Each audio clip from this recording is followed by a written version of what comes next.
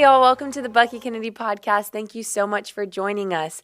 If y'all listened to this past week's sermon, you might recognize that we're not in Ephesians this week. We took a little bit of a detour from Ephesians to talk about something that you talked to the church about last week. Could you give us a little bit of context as to the detour that we did make in the sermon?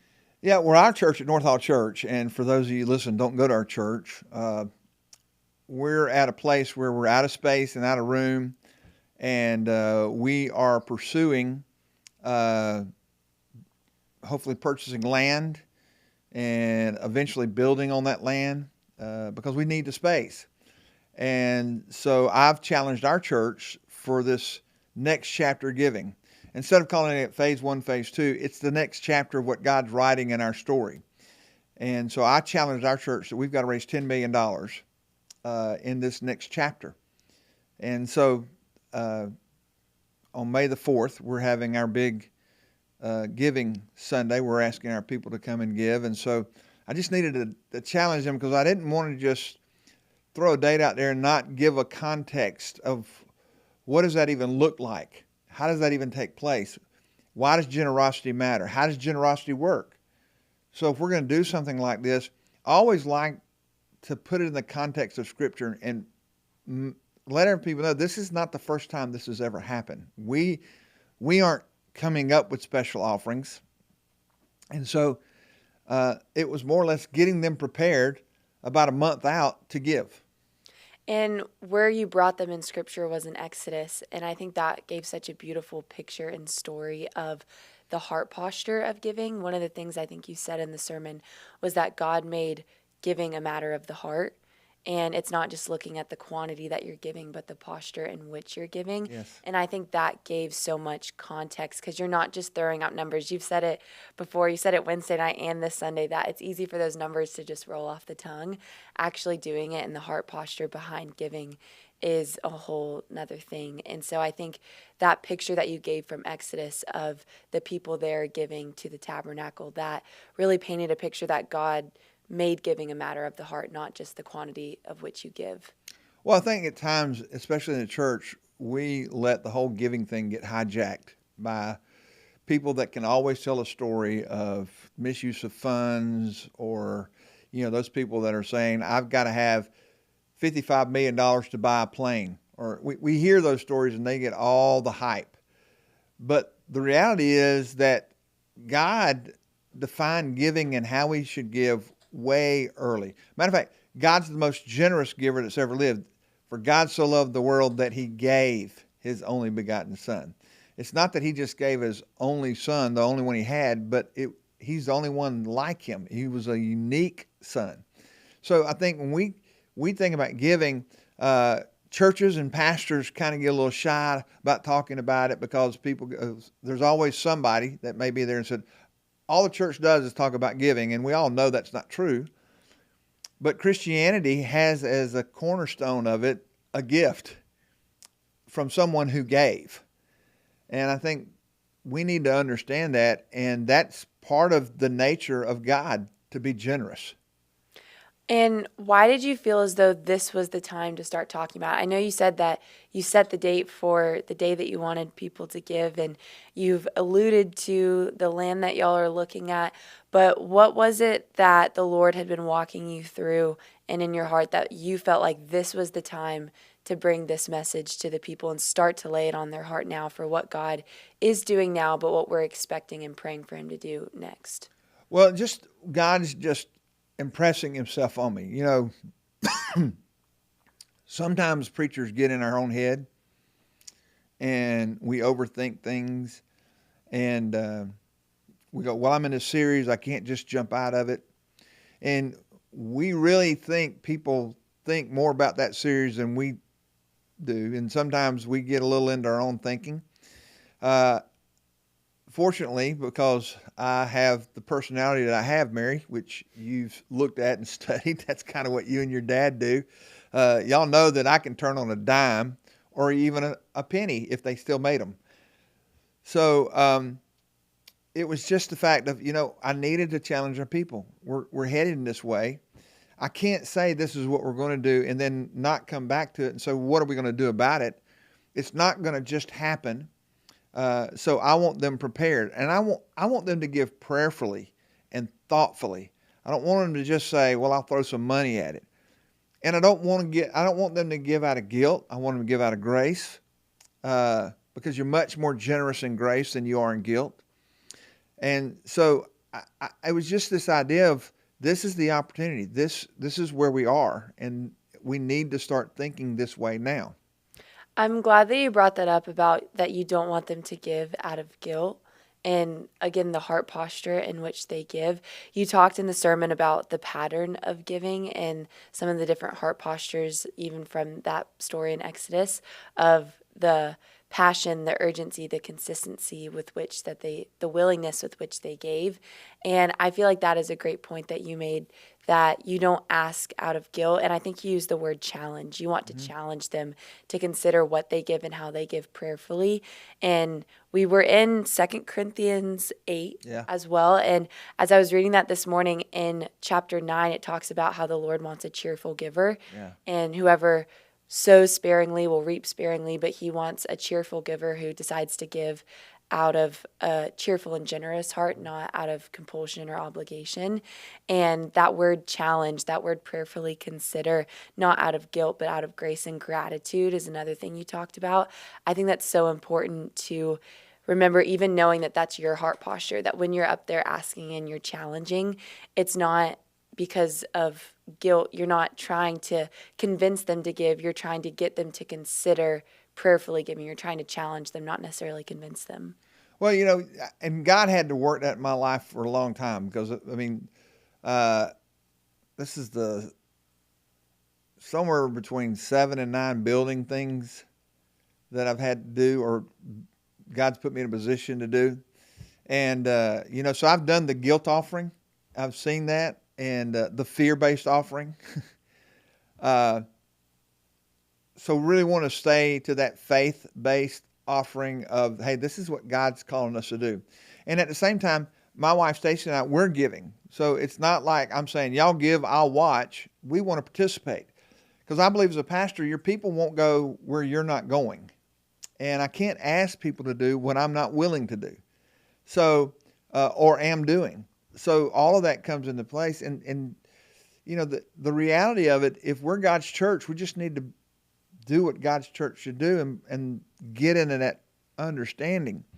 When we talk about the pattern of giving, they gave willfully, they gave passionately, they gave urgently, they gave consistently, and then they all gave together. So it wasn't like Moses went over to this big name tribe and said, hey, y'all got all the money over here, so these other 11, they can't give what y'all give, so y'all got to carry the load here. No, he just pulled them all together and said, and Scripture tells us that everyone who could give did give.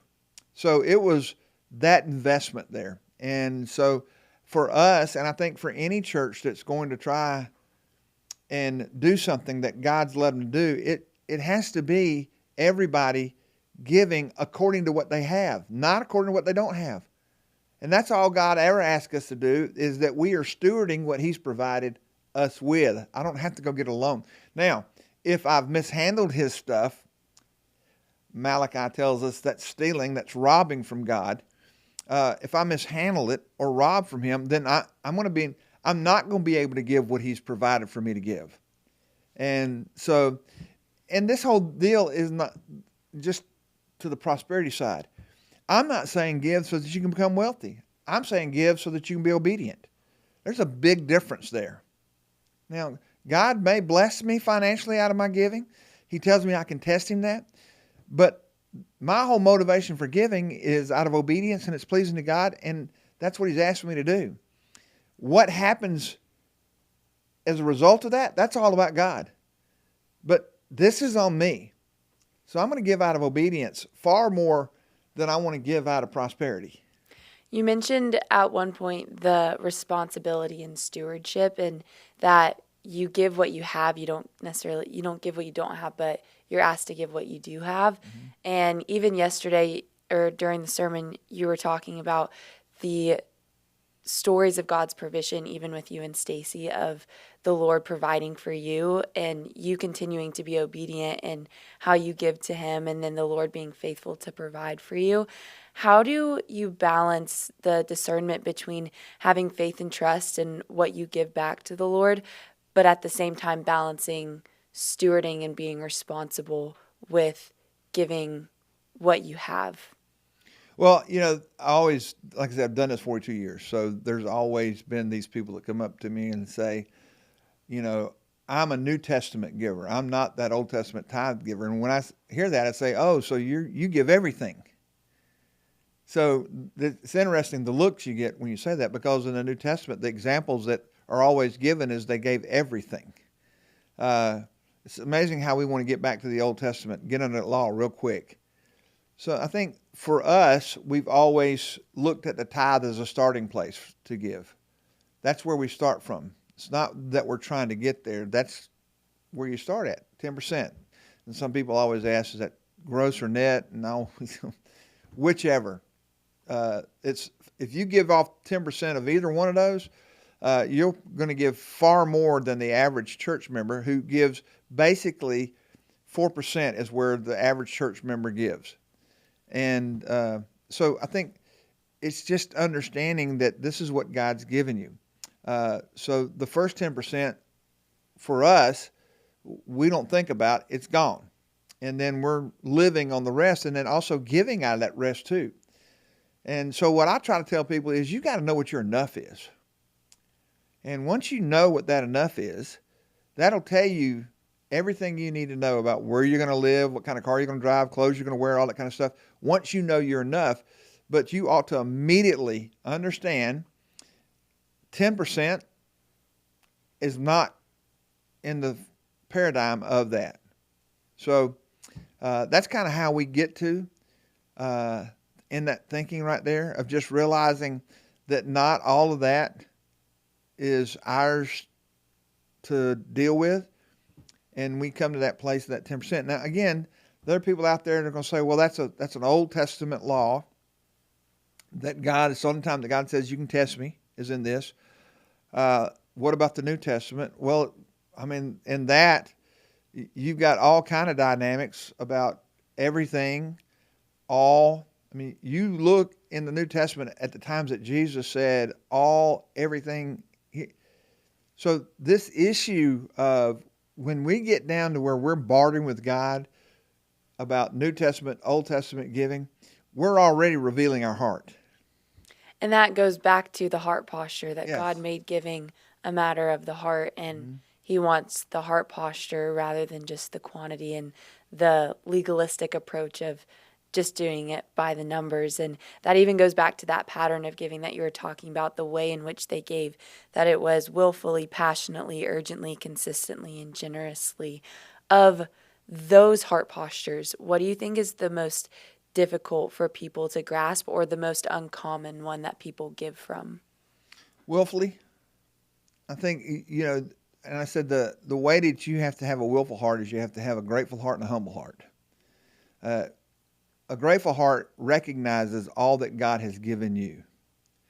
And a grateful heart is not trying to pay Him back for that. It's just giving out of gratitude. God, you didn't hold anything back from me in your Son, Jesus. And so it's out of that gratitude that I want to give, because I've given myself to you, and I want to gratefully give back whatever you've asked to. And then that's humility, because if you've given yourself, you've got to be humble. You've got to recognize, this is the privilege from which I get to give. It is not something that's commanded me to do. So I think those two issues, when you talk about a willful giver, somebody that recognizes this is not mine, this is what God's provided for me. And so I'm grateful for everything that God's given me. So this is something that I will gladly give back to Him, and humbly recognizing the very fact that you recognize it's not yours. Puts you in a great position to give freely and willingly there. So I think that willful giving, because it has so much brokenness to it, it has so much humility to it, it has so much submission to it, that you willfully understand out of a grateful heart and a humble heart, this is not mine. This is something God gave me to give back. You made an interesting point too at the beginning when you were talking about that you're not trying to pay God back. And I think sometimes we feel as though we have to match what people do for us. Obviously, we can never do anything that would equate to the gifts that God has given us and the generosity he has shown us. But at times we want to be able to do for others what they have done for us. And when it comes to the Lord, we can never suffice what he has given us. We can never match the gifts that he's given us. And when we feel as though we have to match it, when we feel as though, one, there's a level of, I don't think pride is the right word, but we can never give what he deserves. We can never give him the praise he deserves. We can never give him all that he deserves. And when we're trying to do that, it almost becomes more guilt because we're trying to pay him back for a gift that he freely gave us.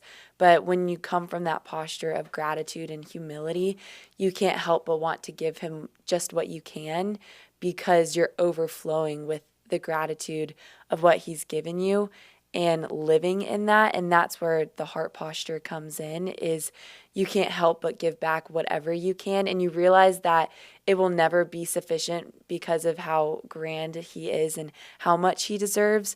But you come from that humble posture of, I can't give you everything, but this is what I have to give because I am so grateful for what you've given me. And it's expressing what you've experienced in him and giving back in awe and wonder and not trying to match what he's done for us because we can't ever match the generosity he's shown us. Well, it's really the height of pride. And it really shows me what I think about the sacrifice of Christ on the cross. To think that I could work something in my flesh that would equal the sacrifice that he made. I mean, that's really prideful. To think that I could give a dollar amount, that there could be a dollar amount put on that sacrifice. And I think about that as a parent. I mean, if one of my children died, what dollar amount are you going to give me? There's not enough money in the world that would cover that grief. And so for us to think that I can give enough in order to win that favor from God is ridiculous. The way we win the favor from God is to believe and trust his Son that he gave us, not so that we can pay him back. It's a gift. I was in debt to him. And salvation and doing good things is not me on an installment loan trying to pay him back for something he's done.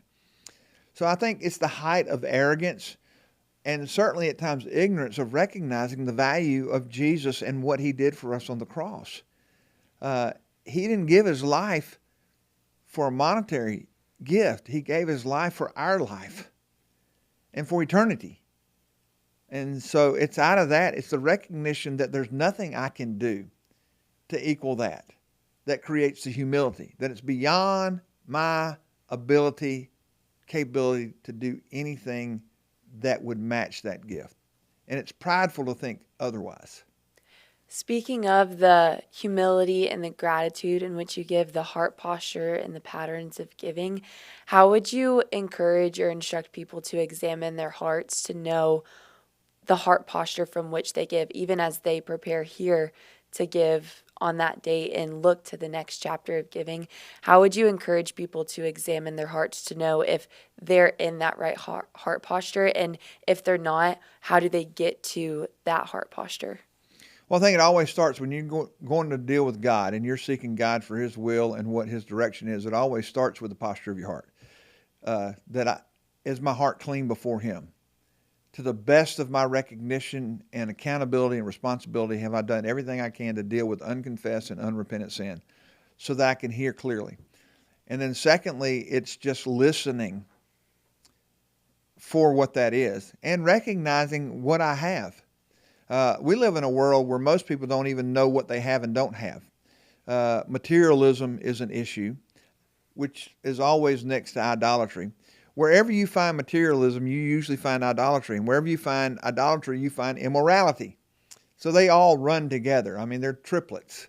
So none of us likes to deal with this fact of materialism or covetousness.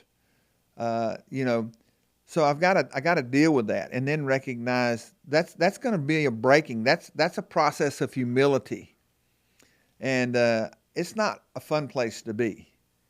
So, I mean, I think those are the issues. We we get so caught up in amounts, and we've made generosity an issue of wealth and not an issue of the heart. You have to be generous to be generous, and it's not a dollar amount.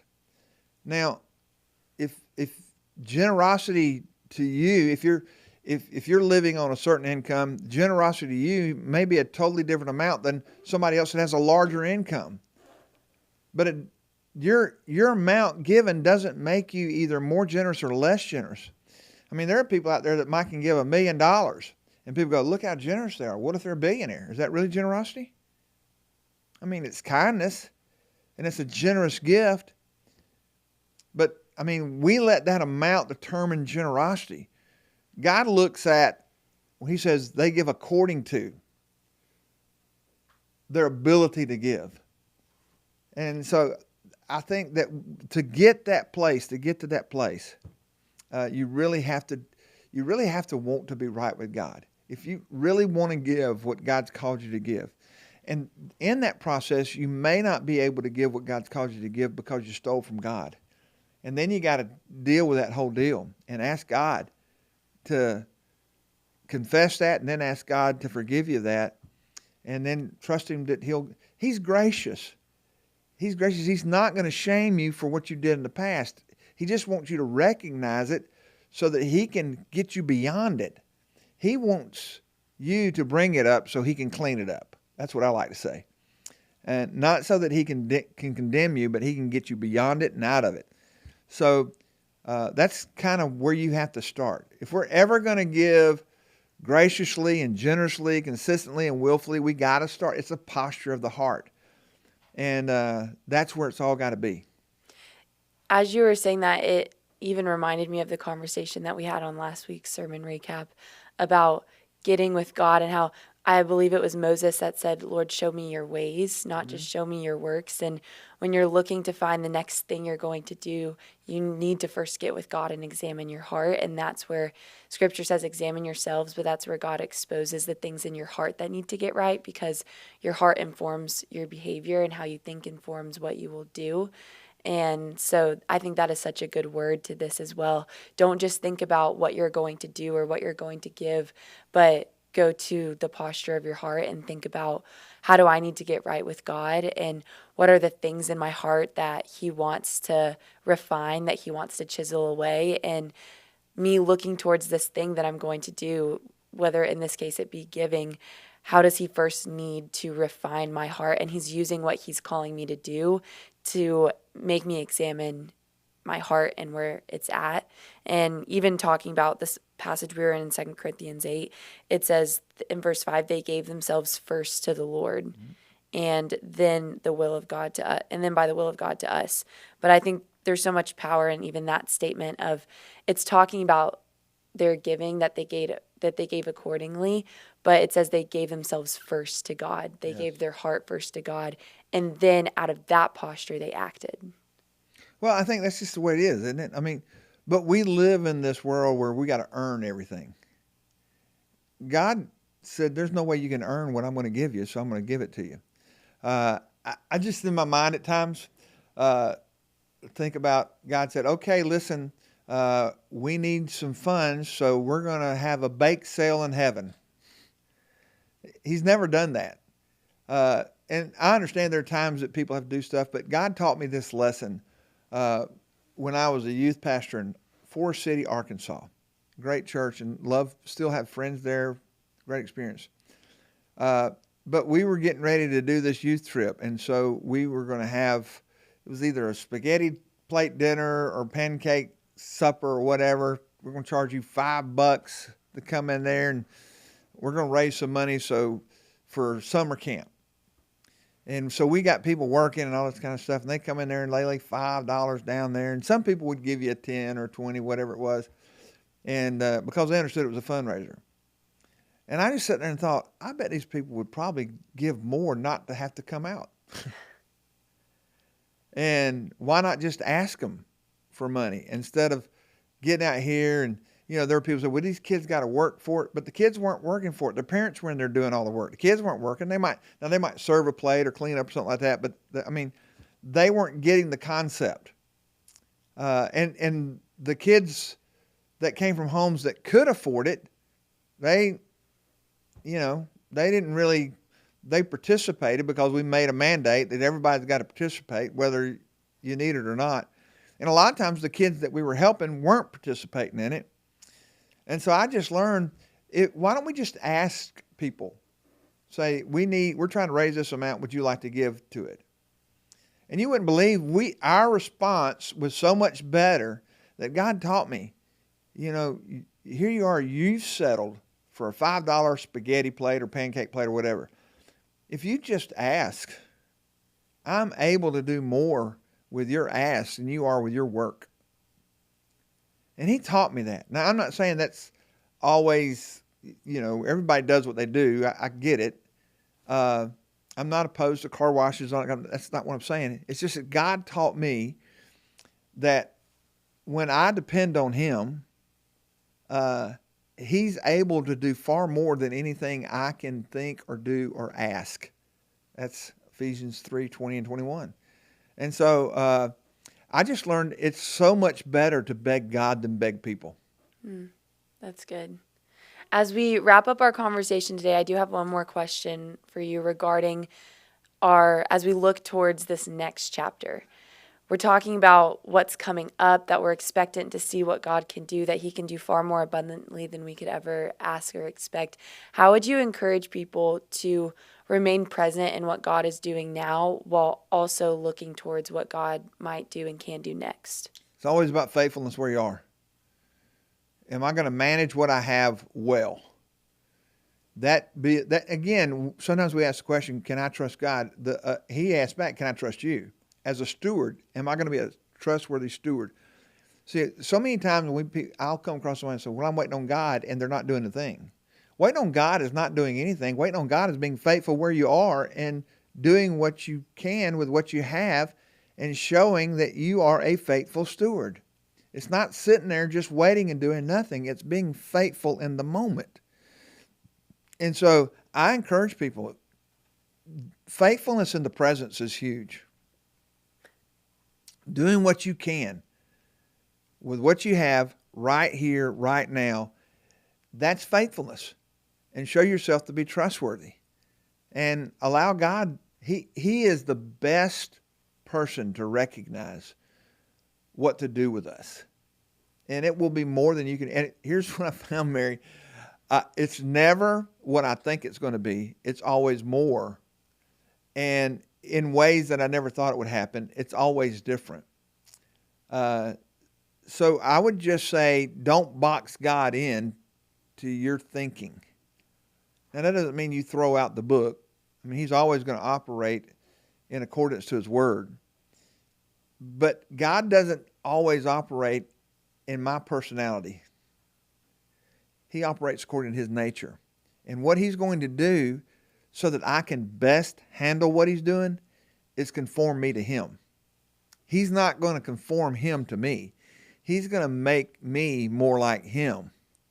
And in that process, that's the whole process of it, so that I'm positioned to handle what He's going to entrust to me. A lot of times God didn't give me what I was asking for because He couldn't trust me with it yet. So I had to get to a little bit more of a position that I was a trustworthy steward. And that's about everything. That's just not about material things. That's about spiritual things. That's about relationships. And I just say this, and this could be a whole nother podcast. I mean, I talk to a lot of single people sometimes, and they tell me the type of person they want. And I always ask them what type of person they are. Maybe you haven't met the person you want because you're not ready for them. Maybe the issue is not that they're not out there. Maybe you're not ready yet. And so God's not going to give you that kind of person if you're not ready for that kind of person. And so I think sometimes what we have to do, and it's that way with everything, whether you're leading people or whatever. It's just the simple fact of God's doing far more in us to prepare us to handle what He would give us than we are ready to have it. And when He gives it to us, we'll need to be ready. And that's what He's working on us. So that whole waiting thing of doing nothing, I'm just going to sit here and wait, that's not a God thing. What are you going to do? How is that faithfulness? Remember the steward? He buried it because he was afraid. And He said, you should have invested that. And I think that's what we have to understand, that we've always got to be investing in our relationship with God. That's so good. It reminds me so much in the Psalms where it says to wait on the Lord, but it also says to commit your work to the Lord, dwell in the land, and do good and befriend faithfulness. So it's telling us to wait for Him with expectation, but also to dwell in the land and to do good and to be responsible and faithful stewards as we wait in expectation for what He's going to do. But waiting does not mean that we're not doing anything in that period of waiting or expectancy. Yeah, that could be a whole thing. We could talk about waiting. But waiting is not idleness. That's good. And sometimes we confuse the two. Yes, definitely. So as we wrap up our time today, what can we look forward to in that? Because we could do a whole other conversation on waiting.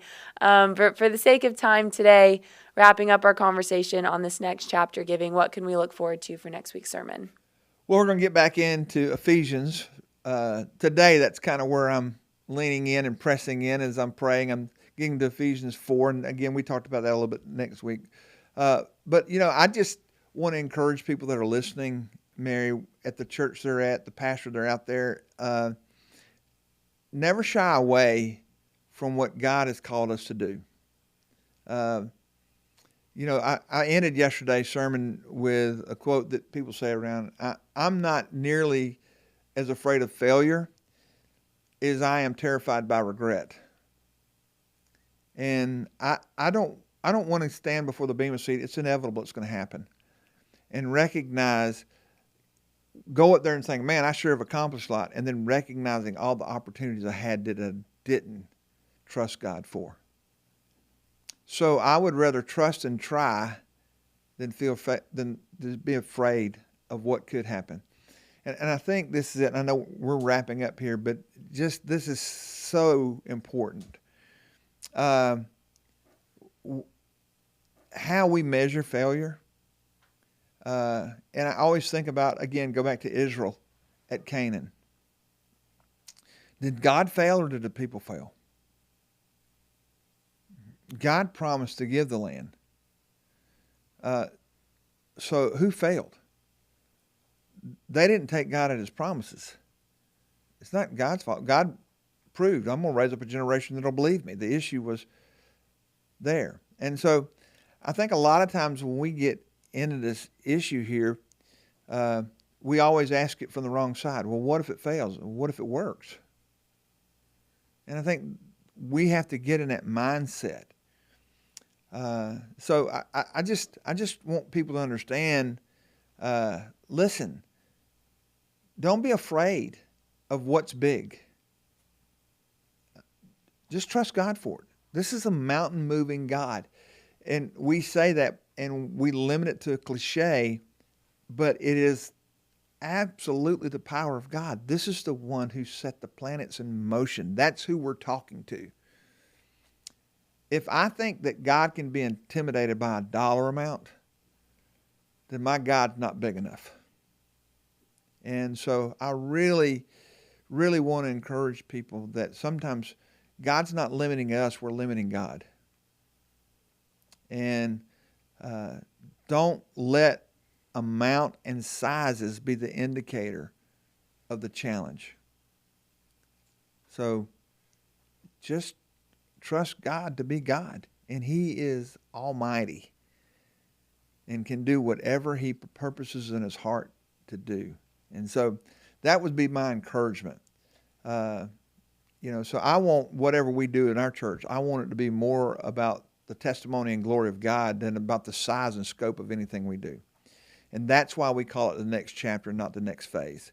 Phase says it's a task. we want our church to believe we're in the middle of a story, and it's a God story. And so this is just another chapter in that story.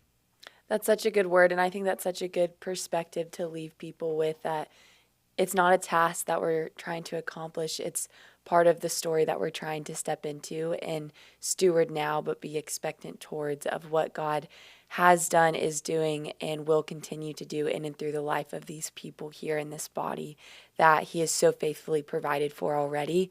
And we're just believing that he's going to continue to provide, and we have to be responsible and obedient towards the provisions that he's already promised to make.